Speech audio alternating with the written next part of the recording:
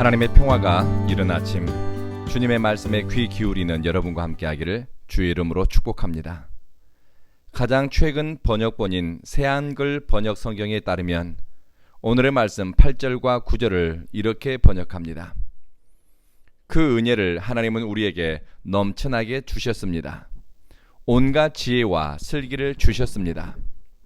우리에게 하나님의 뜻의 비밀을 알려주셨습니다. 교회 다니는 분들 가운데 오랜만에 만나 안부를 물으면 하나님의 은혜로 지냅니다 라고 대답하는 분들이 많습니다.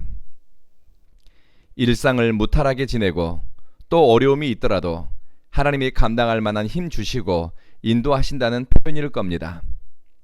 하나님의 은혜라는 표현은 목에 걸면 목걸이, 귀에 걸면 귀걸이가 되는 기독교 신앙의 액세서리가 아닙니다. 악한 마음을 가지고 아주 못된 행실을 하는 교회 다니는 사람도 기도하면서는 하나님의 은혜 어쩌고 저쩌고 할 수 있습니다. 바울은 하나님의 은혜를 그냥 좋은 게 좋다는 식으로 해석하지 않았습니다. 하나님의 은혜는 태초부터 하나님의 뜻이 있고 선택이 있었습니다. 하나님의 은혜는 즉흥적이거나 일시적인 것이 아닙니다.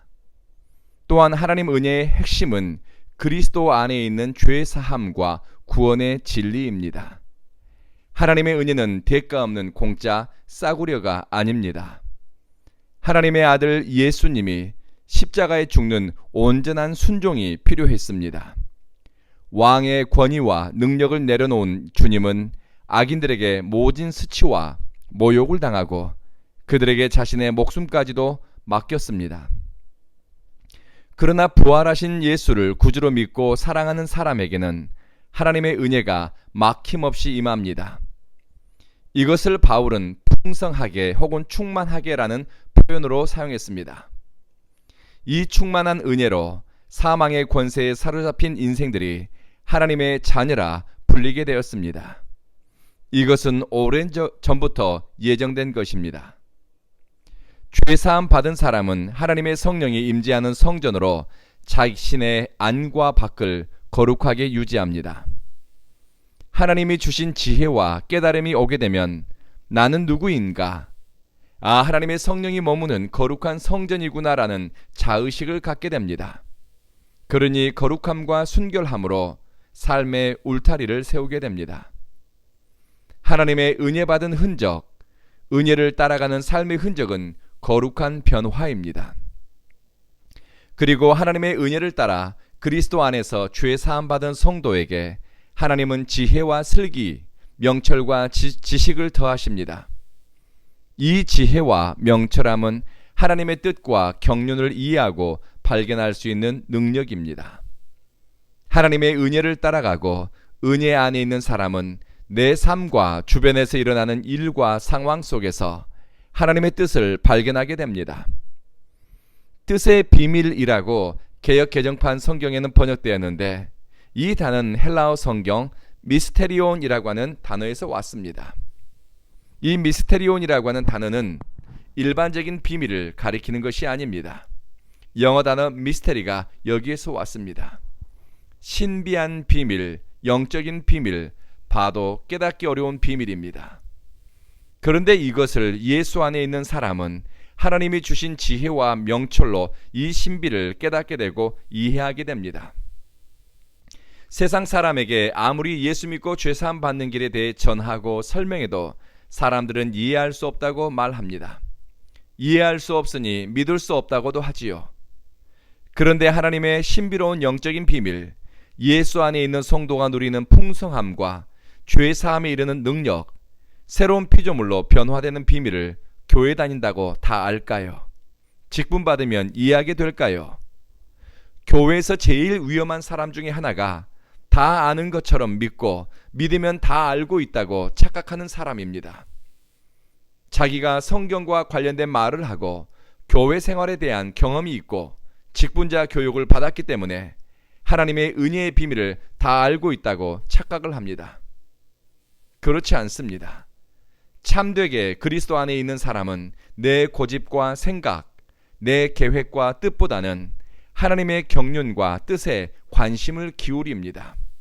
왜냐하면 성령께서 자꾸 하나님이 기뻐하시는 뜻을 바라보게 하고 기대하게 합니다. 그리고 그 뜻에 나를 순종하고 내 고집과 주장을 복종시키도록 내 마음을 움직여 갑니다. 그렇게 살다 보면 내 몸에서 그리스도가 존귀하게 드러나고 삶의 모든 영역, 사회적 관계, 영적 생활의 중심이 그리스도를 향하게 됩니다. 여러분의 삶과 선택, 언어와 삶의 중심은 그리스도를 향하고 있습니까? 오늘 기도하실 것은 먼저 하나님의 신비로운 경륜과 뜻을 알지 못하고 그동안 큰 관심을 기울이지 못한 것 같은데, 그리스도 안에서 성도의 삶을 바르고 참되게 살아가기로 결단하는 오늘 아침, 하나님께서 지혜와 계시의 정신, 슬기로움과 명철함을 주시도록 기도합시다. 참된 지혜는 그리스도 안에서 발견되고 그리스도를 알아가고 또 그리스도를 위해 살아가도록 여러분에게 동기를 부여합니다. 기도하겠습니다. 자비하신 주님, 그리스도 안에서 겸손히 하나님의 뜻을 묻고 그리스도 안에서 새로운 피조물로 지어져가는 주님의 사람들에게 지혜와 명철, 슬기로움을 더하소서. 내 고집대로 살고 기질대로 살기보다는 주님의 뜻에 나를 맞추기 위해 힘을 쓰게 하소서. 하나님의 뜻에 눈 밝아지니 보이는 대로 판단하지 않고 들리는 대로 선택하지 않게 하소서.